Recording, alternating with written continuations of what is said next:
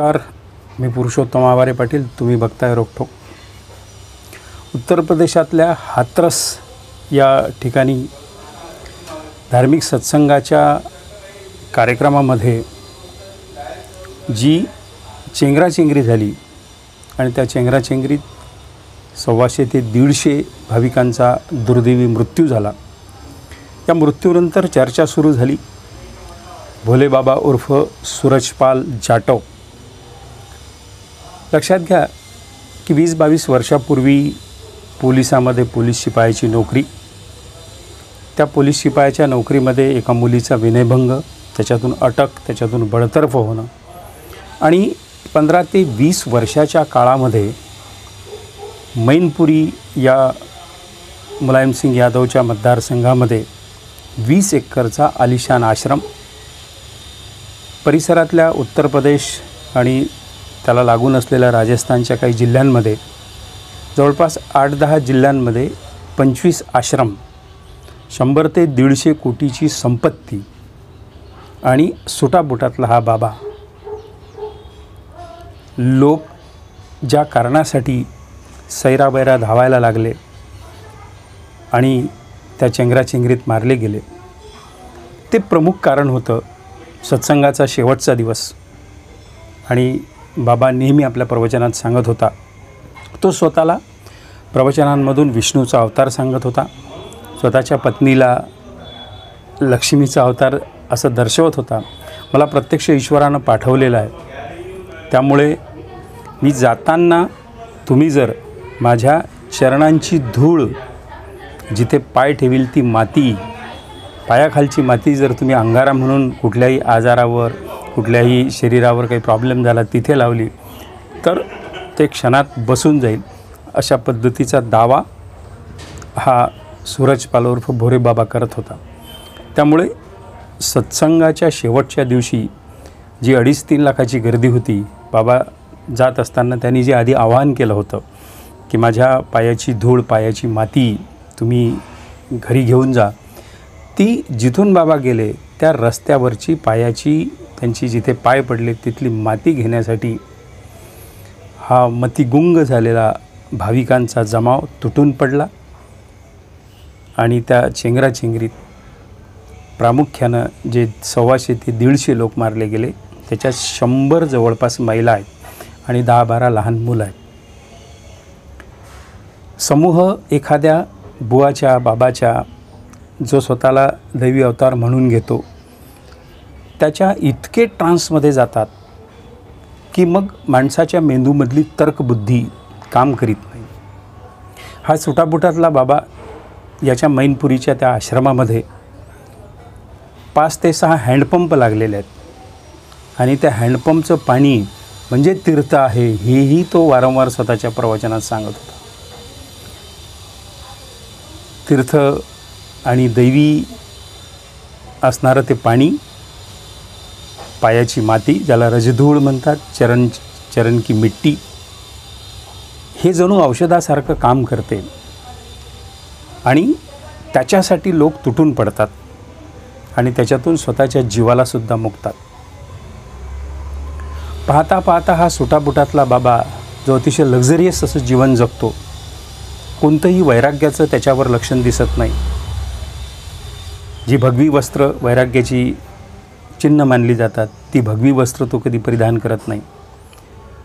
महागडी विदेशी घड्याळं, त्याचा अत्यंत मोठा छंद तो बाळगतो.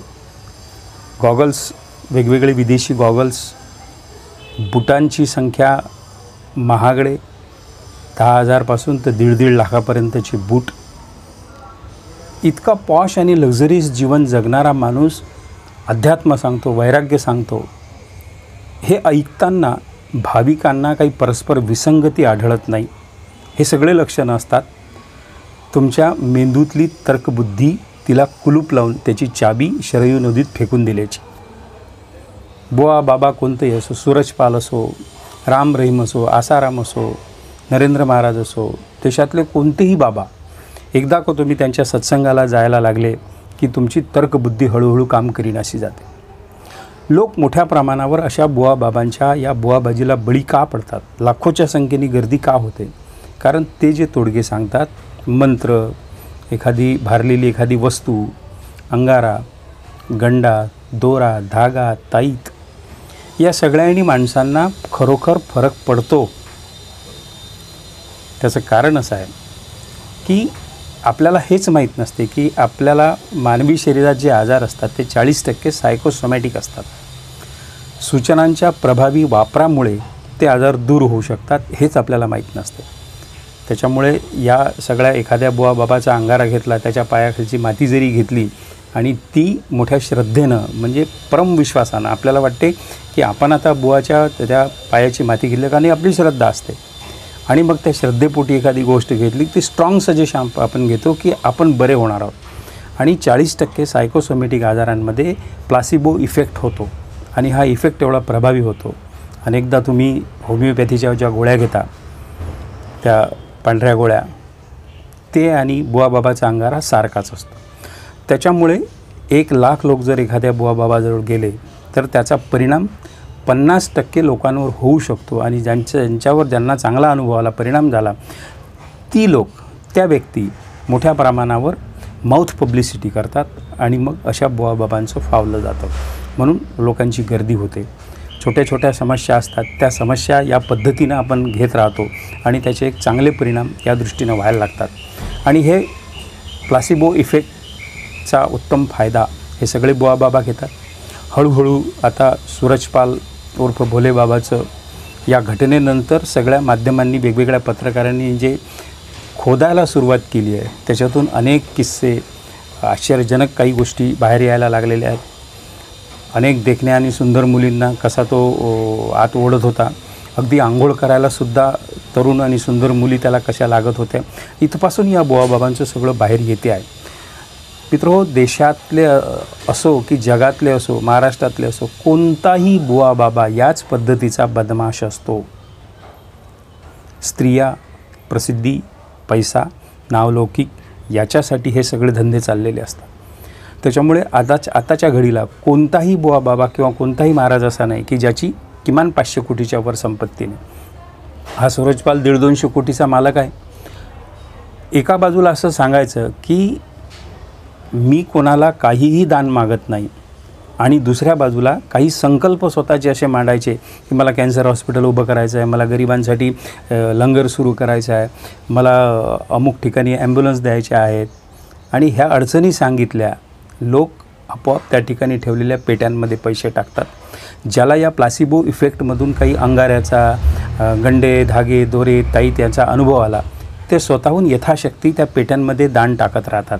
आणि ज्या बुवाबाबाच्या सत्संगामध्ये 3 ते 4 लाख लोक उपस्थित राहतात, कल्पना करा, एका माणसाने 5 ते 10 रुपये जरी टाकले तरी लाखो रुपये एका दिवसाचे त्या ठिकाणी जमा होतात. आयोजक जो पैसा देतात तो वेगळा, श्रीमंत आणि धनिक त्यांच्या वेगवेगळ्या पूजाचे पैसे देतात तो वेगळा. आणि जर महिनाभरातून किमान 10 दिवस जरी अशा माणसांचे सत्संग जर सुरू राहिले तर महिन्याचं 1 ते 2 कोटी रुपये, 5 कोटी रुपये असं उत्पन्न या सगळ्या बुवाबाबांचं असते. त्याच्यामुळे हा बिगर भांडवली धंदा आहे. हा धंदा मोठ्या प्रमाणावर चालतो आणि याचं केंद्रबिंदू हे स्त्रियांचं शोषण हेच असते. हळूहळू काही बाजू आणखी पुढे येतील. प्रचंड प्रमाणावर वेगवेगळी माध्यमं आश्रमाचा शोध घेतात. एवढी मोठा घटना घडल्यानंतरसुद्धा अजूनही FIRमध्ये या सूरजपाल उर्फ भोलेबाबाचं नाव नाही आहे. कारण भक्त इतके मेंदू गहाण ठेवून असतात. कोणत्याही सामान्य भक्ताला विचारा, ते हेच सांगतील की यात बुवांचा, या महाराजाचा काय दोष आहे. लोक तिथे होते. काही लोक तर एवढे मानसिक विकलांग झालेले असतात, मेंदू खराब झालेला असतो की ते स्पष्ट सांगतात की जे मेले ते पापी होते. अशाही पद्धतीचा, कदाचित आपल्या जवळचे नातेवाईक काही मरतात, परंतु हे चांगल्या भावनेनं आलेले लोक नव्हते, ते म्हणून ते मारले गेले. अशा पद्धतीचा बचावसुद्धा अशा बुवाबाबाचा लोक करत असतात. सातत्याने अशा घटना पूर्वी घडलेल्या आहेत, पुढेही घडत राहतील. आपलं काळजीचं हे कारण आहे की आपल्या घरातल्या स्त्रिया प्रामुख्याने अशा स्त्रीलंपट, बदमाश, चमत्काराचा दावा करणाऱ्या बुवाबाबांच्या नादी आपल्या घरातल्या स्त्रिया आपली पत्नी, आपली आई, आपली मावशी, आपली काकू लागू नये याची काळजी तुम्ही घेतली पाहिजे. लक्षात घ्या, जो चमत्कार करतो तो बदमाशच असतो आणि जो चमत्कारावर न तपासता विश्वास ठेवतो तो बावळट असतो. आपल्याला बीबीके बनायचा की बावळट बनायचा आहे आणि अशा सूरजपालसारख्या असंख्य बुवाबाबांपासून आपल्याच घरातल्या स्त्रियांचं रक्षण करायचं असेल तर ही काळजी घेतली पाहिजे. मित्रहो, आजच्या पुरतं एवढंच. हा व्हिडिओ आवडला असेल तर रोकठोक या चॅनलला सबस्क्राईब करा आणि या व्हिडिओला लाईक आणि शेअरसुद्धा करा. नमस्कार.